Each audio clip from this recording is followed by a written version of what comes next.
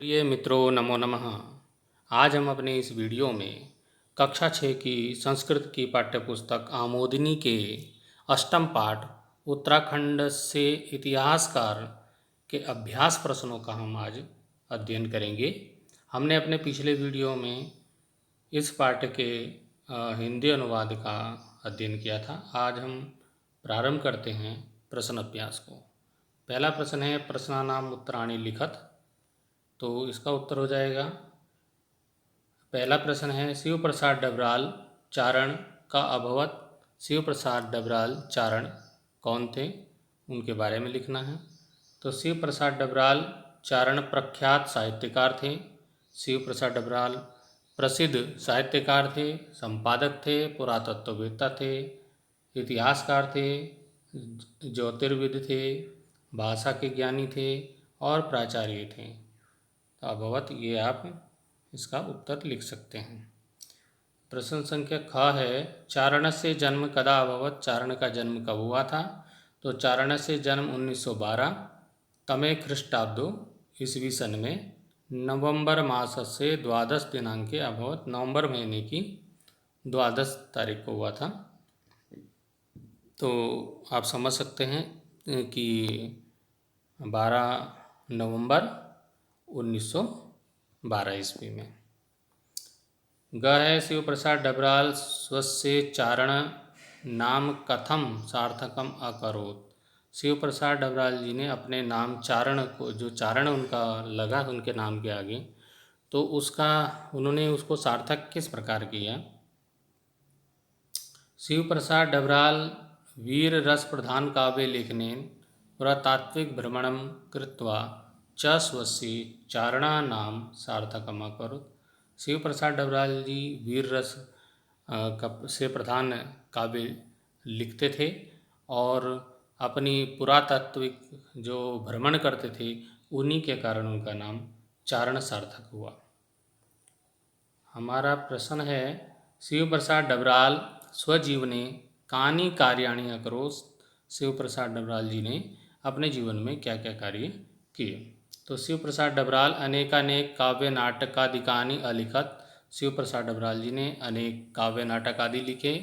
वीर वंदना नामना अंताक्षरी पुस्तिकाम, वीर वंदना नाम की अंताक्षरी जो पुस्तक है वो उन्होंने लिखी। और उत्तराखंड से इतिहासम रचयत, उत्तराखंड का इतिहास की उसने रचना की। वीर गाथा प्रकाशन से पुरातत्व संग्रहालय पुस्तकालय च स्थापना करो। वीर गाथा प्रकाशन का और पुरातत्व संग्रहालय का, पुस्तकालय का स्थापना उन्होंने की। शिव प्रसाद डबराल चारण कदा दिवंगतः। शिव प्रसाद चारण जी जो कब दिवंगत हुए, उनका निधन कब हुआ, मृत्यु कब हुई? तो शिव प्रसाद डबराल चारण 1999 तमे ख्रीष्टाब्दो नवंबर मास से 14 दिनांके दिवंगतः। तो शिव प्रसाद डबराल चारण जो 1999 में ईस्वी में नवंबर मास की 14 दिनांक को दिवंगत हुए। तो नवंबर मास में ही उनका जन्म हुआ था और नवंबर मास में ही उनकी मृत्यु हुई। प्रश्न संख्या 2 की ओर चलेंगे। निम्नांकित शब्दानाम संधि विच्छेदम अवगच्छत। निम्नांकित शब्दों के संधि विच्छेद करने हैं। एवमेव, तो हो जाएगा एवं एव। अनेकानेक, अनेक, अनेक, प्लस का निशान लगा देंगे बीच में। पुस्तकालय से, पुस्तक जमा आलय से। भूतकालिक क्रियापदानाम सूची निर्माण करनी है। भूतकाल के जो क्रियापद हैं उनकी सूची बनानी है। तो अभवन, अरचयत, आसीत, अभवत, अकरोत्, अलभत, ये भूतकाल के जो क्रियापद हैं। अब घटना के क्रम के अनुसार, पाठ में जो घटनाएं हुई हैं उनके क्रम के अनुसार पंक्ति का निर्धारण करना है। तो इसमें आपको प्रश्न यहाँ पे ऊपर दिया है कि घटना के अनुसार आपको ये घटनाएं, आपको ये क्रम से नहीं लगी हैं जो घटनाएं हैं, तो इनको क्रम से लगना है।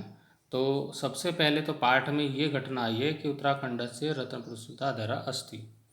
उत्तराखंड रत्न प्रसूता, रत्नों को उत्पन्न करने वाली धरा भूमि है। तो इस प्रकार से इनको क्रम से लगाना है, यानी कि चौथा वाला वाक्य जब है प्रारंभ में आ जाएगा।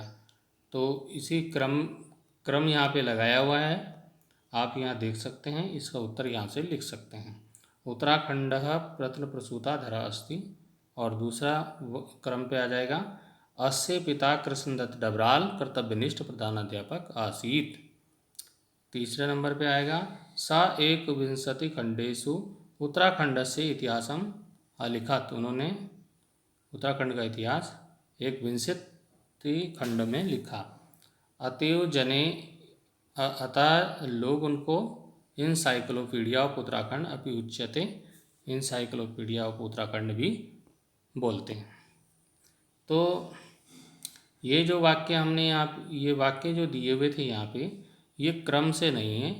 तो हमारा जो पहले नंबर उल्टी तरफ से हम इसको चलेंगे, तो पहले नंबर पे ये, दूसरे नंबर पे ये, तीसरे नंबर पे ये और चौथे नंबर पे ये, यानी कि आप उल्टा समझ लीजिए इसको कि आपको क्रम इसको 1 नंबर, 2 नंबर, 3 नंबर और 4 नंबर पे आपको इसको लिखना है।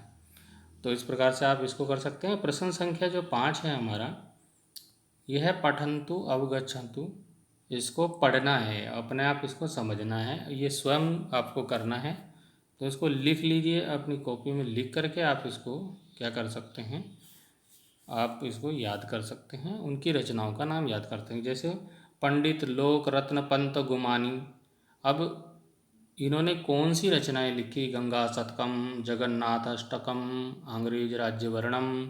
तो ये आप इसको आप कॉपी में लिख सकते हैं और याद करते हैं। शशिधर भट्ट, वीरतरंगणी।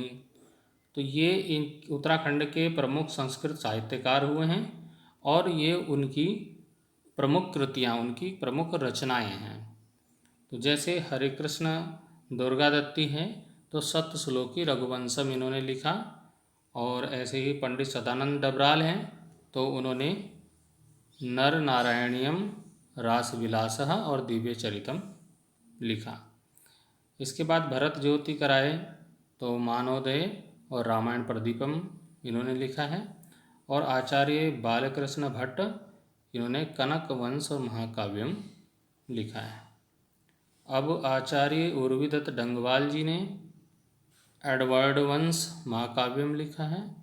और शिव प्रसाद भारद्वाज जी का भारत संदेश और महावीर चरितम हुण पराजयम ये लिखे गए हैं। तो आप इस प्रश्न संख्या जो 5 है, इसको आप स्वयं विद्यार्थी करेंगे, इसको लिख लेंगे और याद कर लेंगे। तो इस प्रकार हमने ये अष्टम पाठ उत्तराखंड से इतिहासकार के प्रश्न अभ्यास का इस वीडियो में अध्ययन किया। अगले वीडियो में अगला पाठ लेकर आएंगे। अभी के लिए धन्यवाद।